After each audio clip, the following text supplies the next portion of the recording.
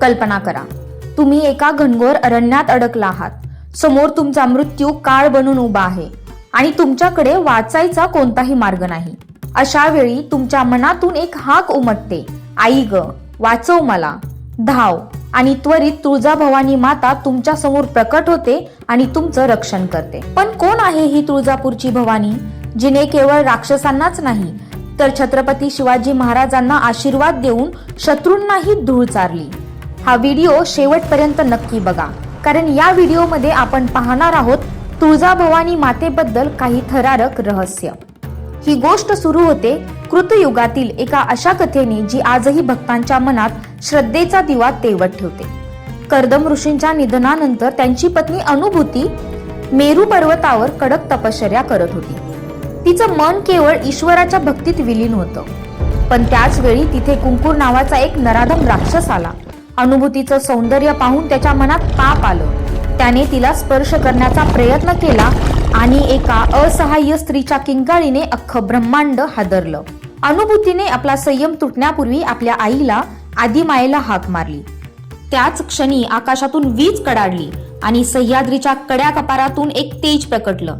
ते रूप होतं त्वरिता देवीचं, जी भक्तांच्या एका हाकेवर क्षणाचाही विलंब न लावता धावून येते. तिने आपल्या त्रिशूळाने कुंकूर राक्षसाचा वध केला आणि एका भक्ताचं सत्व राखलं. हीच ती आपली तुळजाभवानी, जिच्या नावाचा अर्थच आहे त्वरेने धावून येणारी माता. पण ही कथा इथेच संपत नाही. एकेकाळी काळाचं चक्र फिरलं आणि महाराष्ट्रावर सुलतानी संकट आलं.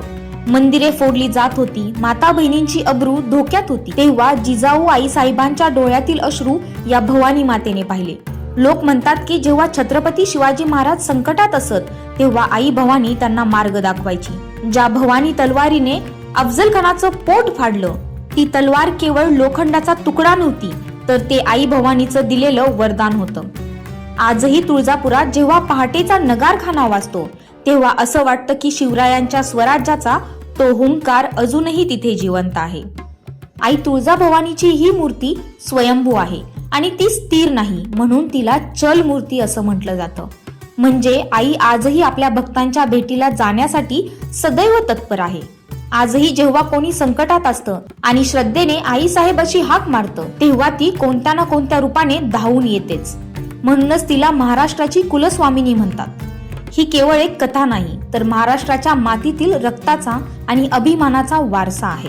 आईच्या चरणी झुकलेला प्रत्येक माता हेच सांगतो की जोपर्यंत तुळजापूरच्या गडावर भवानी मातेचा ध्वज फडकत आहे तोपर्यंत या मातीतला स्वाभिमान कधीच संपणार नाही. आई भवानीने शिवरायांना दिलेली भवानी तलवार आज नक्की कुठे आहे? ती लंडन मध्ये आहे की सातारा दरबारात? तुम्हाला काय वाटतं? तुमचं मत कमेंट मध्ये नक्की सांगा आणि आई तुळजाभवानीचा जय जयकार करायला विसरू नका. थँक्यू.